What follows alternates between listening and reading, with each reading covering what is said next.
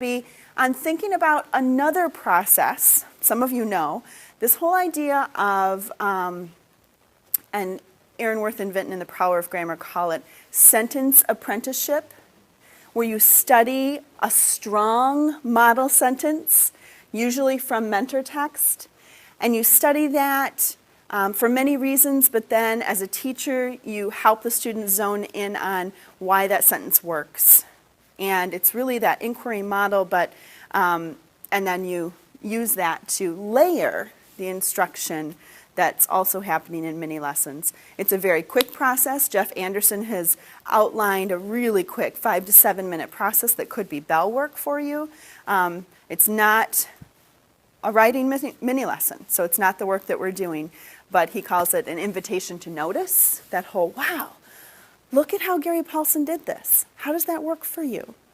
Go ahead, in your notebook, maybe you want to try commas in a series right now. But instead of emptying your backpack, the character in the book, why don't you empty this and what would you be taking out of that? And try a sentence just like that. Okay, we'll get started. You joined this breakout because you were interested in this invitation to notice process where we are studying one sentence. Some people call that sentence apprenticeship, learning under one mentor author, but at the sentence level. So it's going to be similar to the mini lessons that we've been working on, but very different. And one huge thing is that it's short. A lot of people who use this process use this at a different time of the day, or maybe as a warm-up as you're heading into writing instruction, but it often is not like a mini lesson where we gather all together and we're going to go through the entire gradual release of responsibility process. This is a time when as kids are coming together, perhaps your mentor sentence is on the board, and it's a way to layer and reteach and provide that repetition for students because we know even with our strong mini lessons we're creating and even in reteaching those across units, many of our students need a lot of exposures to own this work in their own writing. This is something, though, if we had like a Venn diagram between this sentence apprenticeship work and the mini lessons, the thing that would be in the middle is that students are using this work immediately in their writing, and that's important. So the outcomes for the session are to understand the sentence apprenticeship and where it might fit in the larger picture of teaching writing. And then maybe to think about how this work could enrich our grammar plans and our mini lessons. And then maybe define some next steps in implementing this work in your own home, your own district. So one place where this could work, and I'm just going to name this out loud now because you've been living in this grammar calendar and in the mini lessons. One district I know, once they did the glossaries, the calendars, the mini lessons, one district used the sentence apprenticeship and they put it in their calendars as a new row before the units, acknowledging that this is not something taught in the units as much. This is something that happens outside of writing workshop. But it was like this row that went across the whole year, and they just listed for themselves the topics that they wanted kids to have a lot of repetition with. So they just had this running list across, very small row. It didn't really push down the calendar too much, or maybe it would be at the top of the calendar outside or as like a little footnote. But we know some of these concepts deserve a lot of attention. So they listed those. Okay, I'm going to read aloud really quick from a text, and many of you have them on your tables. Don Kilgallen has written sentence composing for elementary, for middle school, and for high school. One caveat, Jen and I named it already, is that these are high. The examples in this are very high, so if you are 7th grade or 6th grade, often the elementary version is really helpful to you, and so forth. In the beginning is a nice definition of sentence composing, or sentence apprenticeship, or sentence combining, or Jeff Anderson's invitation to notice. There are a lot of synonyms for this work.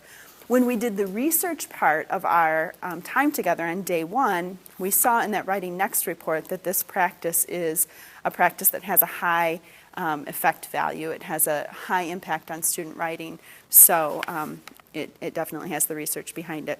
So this is at the front of the high school version. This is going to sound very high school in just a moment, and we'll translate for all of us. Sentence composing, a new rhetoric. I'm going to scan down and start in the middle of the first paragraph. Sentence composing provides necessary and sufficient acrobatic training. All 4 sentence composing techniques, and he has 4 of them in this resource: unscrambling, imitating is what we're going to practice, combining and expanding sentences, all use literature as a school for writing with a faculty of professional writers. And then he quotes Christensen from a book, Notes Toward a New Rhetoric. And that author writes, "What I'm proposing," he claimed, "carries over of itself into the study of literature. It makes the student a better reader of literature. It helps him thread the syntactical mazes of much more mature writing." And then unquote. Through sentence composing activities, students increase their understanding of and consequent skill in both literature and writing. So here's again how it could be outside of writing, not only because of the time for writing, but because this weaves into their study of reading. It weaves into the study of text through interactive read aloud and through reading instruction. They talk a lot about how we used to teach writing as, let's look at this piece and then go and do. And that's still a part of what we do, but he talks about the need to scaffold and coach and help kids realize that they can do this work. And when it's a sentence long, that's approachable. When it's huge and they don't know what to look for, that's not approachable. And the last little piece from this, it says the foundation of the sentence composing approach is imitation. Everybody knows that a baby learns to talk partly by imitating the sentences of people who know how to talk. So every teacher of writing needs to know that a student can learn to write partly by imitating the sentences of good writers.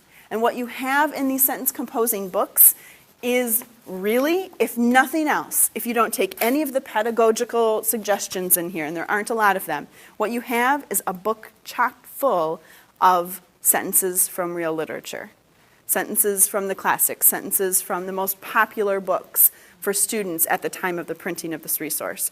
So if you know, as 6th grade was just working on pronouns, if you know that's a focus for you, table of contents, look for the pronoun section, and you've got a lot of great sentences that you could use from real literature, and you haven't had to find them.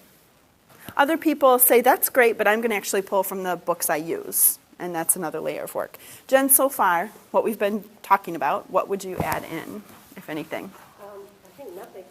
There's the blog source that we can talk about too, where they can go on that blog and find sentences. Oh, thank you. Was that a Kelly Gallagher piece? It's from? From Jeff Anderson. Awesome. So speaking of Jeff Anderson, we're going to do this, all right? And there is a YouTube clip. We will put the list or the link in our For Everyone folder. And there's an actual process to do this. If you wanted to do this for, again, just a few minutes at a certain time of the day, maybe not every day, maybe once a week, maybe not even this coming year, because you're going to be getting your piloting work with the mini lessons, and that's going to be everything. But maybe you'll try this process at some times as well. What we're going to see with what Jeff models for us right now, I typed out into a step-by-step process. And we use this in the district I was in before coming to the ISD. And then I even have models, like here's what 1st grade did, pulling from a 1st grade mentor text, and here's how it could work for 1st grade and 5th grade and so forth. So I'm going to put all of those in our folder, in our own little folder for sentence apprenticeship. So let's just watch and enjoy Jeff's humor, and then we're going to be as students. When it gets to be in his classroom, we're going to do what he has them do.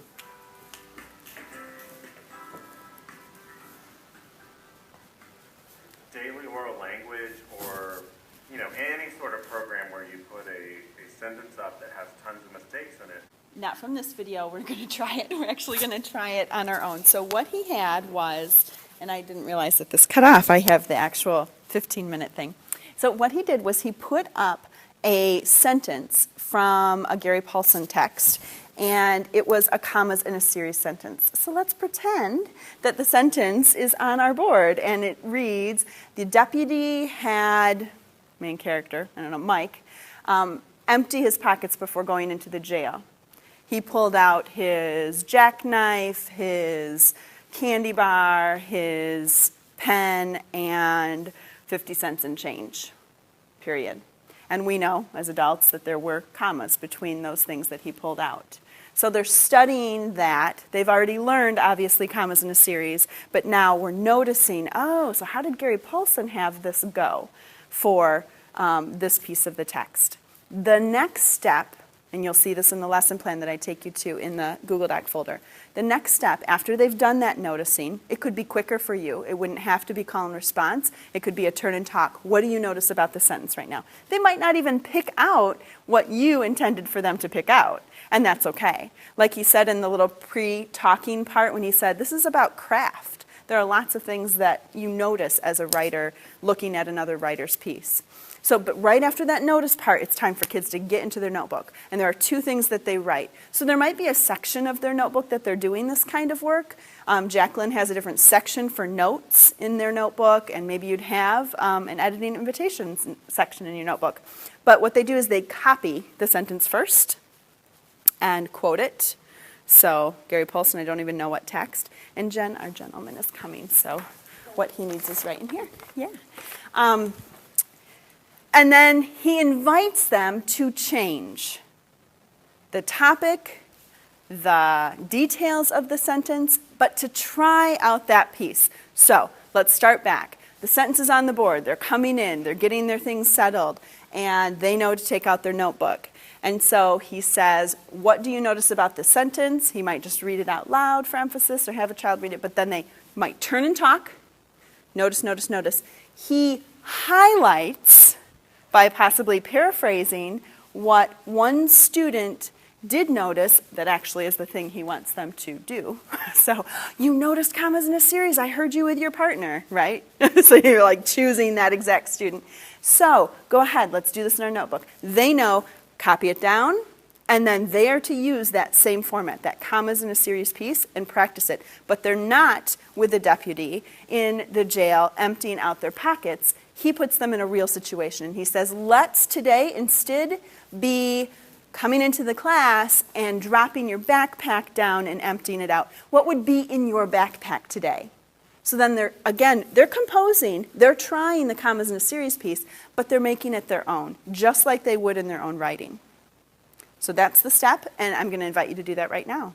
So go ahead, you do not have to copy down the sentence. Obviously, we don't have it, but try something. If you were to empty out your purse or your car or your trunk, if you're like a lot of teachers, we carry things with us all the time, what would you empty out and what would fall out? And feel free to use that piece right now in your own writing.